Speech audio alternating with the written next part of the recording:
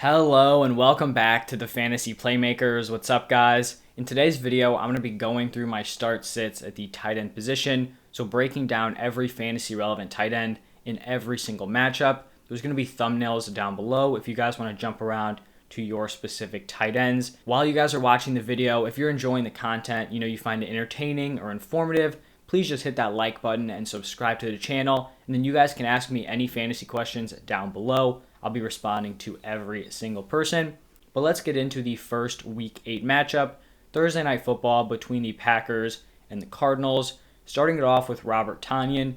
This was a little bit of a tough call. I ended up going with sit. He's basically been non-existent the entire season. Had a nice Week 7 performance, but that wasn't enough to shift my entire perception of him. He could see some more targets this week with Devontae Adams out. But still, if he hasn't been an integral part of the offense so far, I still just don't really trust him in my lineup. On the other side, with the Cardinals, I actually listed Zach Ertz as a sit last week. I said I wanted to just see how he would integrate into this offense, and he came in and was involved right away, put together a really nice performance, so he is a start this week. Then moving on to Sunday, we have the Bengals taking on the Jets. For the Bengals, CJ Uzomah has earned the right to be a start. He's not someone who's going to give you like a baseline number of points. He's not a guarantee for, 8+ points every single week, but he does have that huge ceiling. We've seen just 2 monster games out of him. So he's a little bit more boom or bust, but still someone I think you could plug in. On the other side, the Jets just have nothing here at tight end. So Ryan Griffin or Tyler Kroft, whatever one you want, is going to be a sit. In a divisional matchup between the Titans and the Colts, there's just not a lot here at tight end. Ferkser has not been involved. He's a sit. Mo Alley Cox has actually seen himself as a red zone target, but he just doesn't have the volume, where if he doesn't get into the end zone, he's going to have no value. So he's a sit as well. In the Rams-Texans matchup, I ended up listing Tyler Higbee as a start. He hasn't quite lived up to the expectations I had for him, but I think he's still been a solid, consistent option in lineups this year. On the other side, with the Texans, Jordan Akins, it's a sit. Just not enough firepower on this Texans offense, and Brandon Cooks is really the only guy I'm interested in from this team. Then we have a divisional game between the Steelers and the Browns.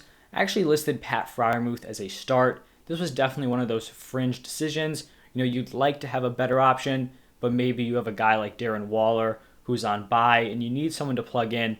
I don't think Freiermuth would be the worst option. With Juju Smith-Schuster down, there's going to be, some vacated targets there for a guy like Pat Freiermuth to come in and put together, some solid games. On the other side with the Browns, Austin Hooper, David Njoku, Harrison Bryant, all those guys are sits. This is a run-focused team, and I'm just not interested in any of the pass catchers.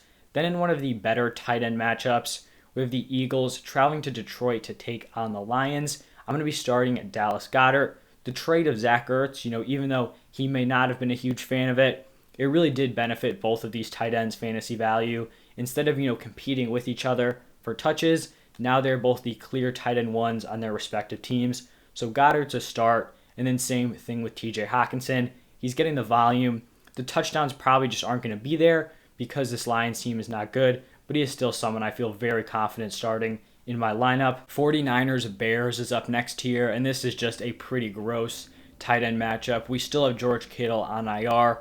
So we have Ross Dwelley here as a sit. For the Bears, just really not interested in any pieces of this offense. Cole Kmet is a sit. Then we have a divisional game between the Panthers and the Falcons.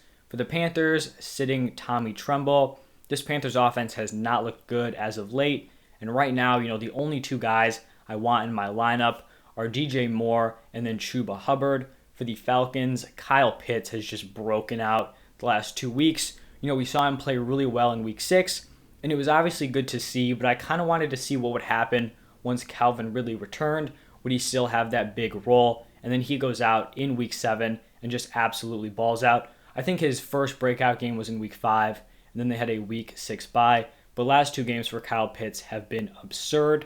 Then we have another divisional game between the Dolphins and the Bills. Mike Gesicki has looked amazing. The man basically doesn't play tight end. He's kind of like Kyle Pitts, just takes an absurd amount of the snaps out wide. So he's a start. He's been lighting it up. On the other side, unfortunately, Dawson Knox is going to be missing a few weeks with a hand injury, so the backup Tommy Sweeney, I just don't see a lot of value there. Next matchup is the Patriots taking on the Chargers. For this Patriots team, Hunter Henry has put together, just multiple consistent starts in a row, so I do feel confident with him in my lineup. He's also emerged as a red zone threat. I kind of thought that would be more of Jonnu Smith's role. That has not happened so far, so Henry's a start, Smith is a sit. On the other side, Jared Cook is always going to be one of these fringe guys, but I do think he could make the cut here. This Chargers offense is very explosive, and there's just going to be a lot of touchdown opportunity and volume to go around. Then we've got a rough tight end matchup here between the Jaguars and the Seahawks. Just not really interested in either of these guys. I could see the potential for both of these guys improving throughout the season. Dan Arnold, I kind of like him as a waiver wire pickup just because he has been very involved in his first few weeks in Jacksonville, but still just not enough to plug him into my lineup. On the other side with the Seahawks, Gerald Everett was always a fringe play with Russell Wilson, but with Geno Smith there, I'm just not interested. Next is the Washington football team taking on the Broncos, and this is just going to be starts in this game. So if Logan Thomas returns from the IR and is fully ready to go, he is going to be a start, and then Ricky Seals-Jones would be a sit. Right now, it still looks like Logan Thomas is week to week, so that probably means he's going to be out, and Ricky Seals-Jones would get the start. And in that case, Thomas out, RSJ is in. I'd be starting Ricky Seals-Jones. On the other side with the Broncos, Noah Fant is a very solid start for the rest of the season, even with Jared Jeudy coming back. That leads us into a divisional matchup between the Buccaneers and the Saints. For the Bucs, hopefully this is finally the week where Rob Gronkowski returns. He had that crazy hot start to the season and then has been dealing with that rib injury. So hopefully he can make his return here. If he does, he's a start. Even if he's out, I still don't trust OJ Howard or Cam Brate against this tough Saints defense. For the Saints, I don't have any faith in Juwan Johnson or Adam Troutman. For Sunday Night Football, we have the Cowboys taking on the Vikings. For the Cowboys, Dalton Schultz has established himself as a very solid weekly start. On the other side with the Vikings, Tyler Conklin is kind of up in the air. He's definitely more of a fringe guy, but I ended up going with him as a start. I do think this is likely going to be a high-scoring game, and so the opportunities are going to be there. Then we've got Monday Night Football, last game of the week, and this is pretty much a no-brainer on both sides. For the Giants, Evan Ingram is a sit. Just haven't seen enough. He's had the opportunities with lots of wide receivers out, and he has just not taken advantage. And then for the Chiefs, biggest no-brainer in this video, Travis Kelce, locked in start. That is going to wrap it up for my tight end start sits. If you guys enjoyed the content, please hit that like button, subscribe to the channel, ask me any questions down below. I'll respond to everyone ASAP. But thank you guys for stopping by. If you want to see my quarterback start sits, those are already posted today, and then my running backs and wide receivers were posted yesterday. But thank you guys again, and I'll see you next time.